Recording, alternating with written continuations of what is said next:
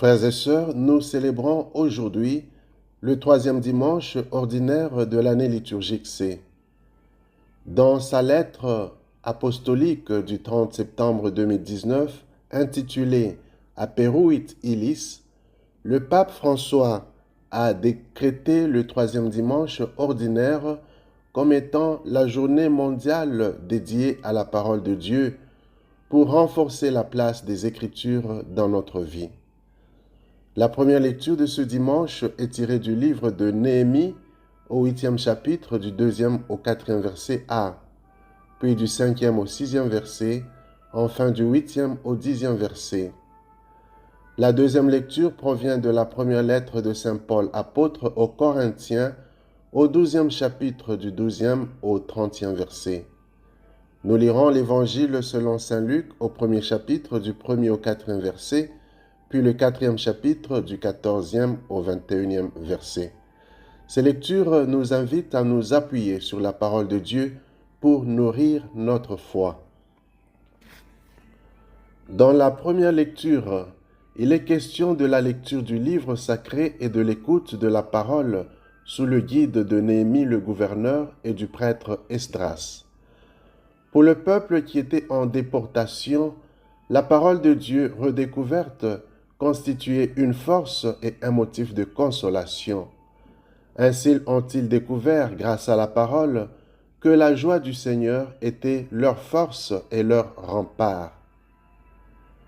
L'évangile d'aujourd'hui contient d'une part une introduction à l'évangile de Luc et de l'autre un reportage sur le commencement du ministère public de Jésus. Saint Luc s'adresse à son fils Théophile et lui confie le récit de son évangile. Le nom Théophile signifiant ami de Dieu, Luc s'adresse donc à tous les amis de Dieu que nous sommes, pour nous exhorter à nous référer aux Écritures afin d'assurer la solidité de nos enseignements.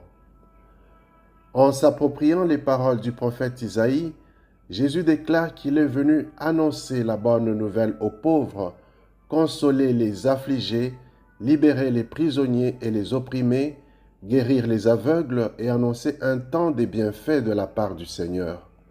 Nous pouvons nous aussi être des prisonniers de nos péchés ou de nos rancunes, ou encore des opprimés des forces maléfiques ou des systèmes et structures sociopolitiques de nos sociétés.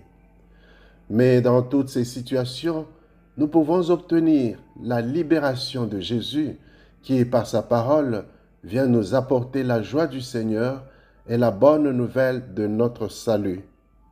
Car il s'agit d'une libération intérieure qui advient grâce à la parole que Jésus vient annoncer.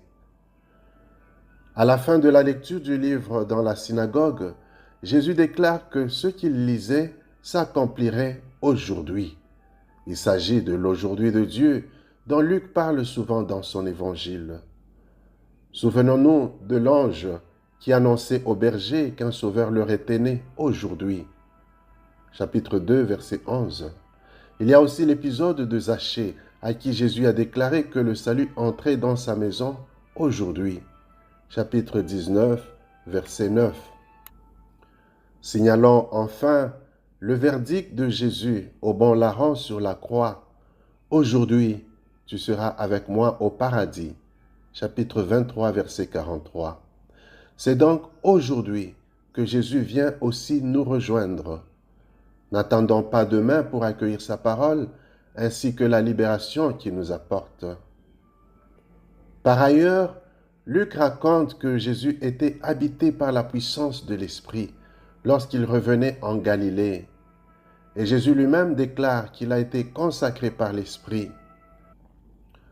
Saint Paul, dans la deuxième lecture, dit que nous avons été baptisés dans l'unique Esprit pour former un seul corps. Il nous invite ainsi à former l'unité dans la diversité de nos dons et de nos charismes. À la lumière de ces lectures, implorons la force de l'Esprit afin qu'il nous éclaire et nous accorde la grâce de nous adonner avec assiduité à l'exercice de la lecture et de l'écoute de la parole de Dieu. Amen.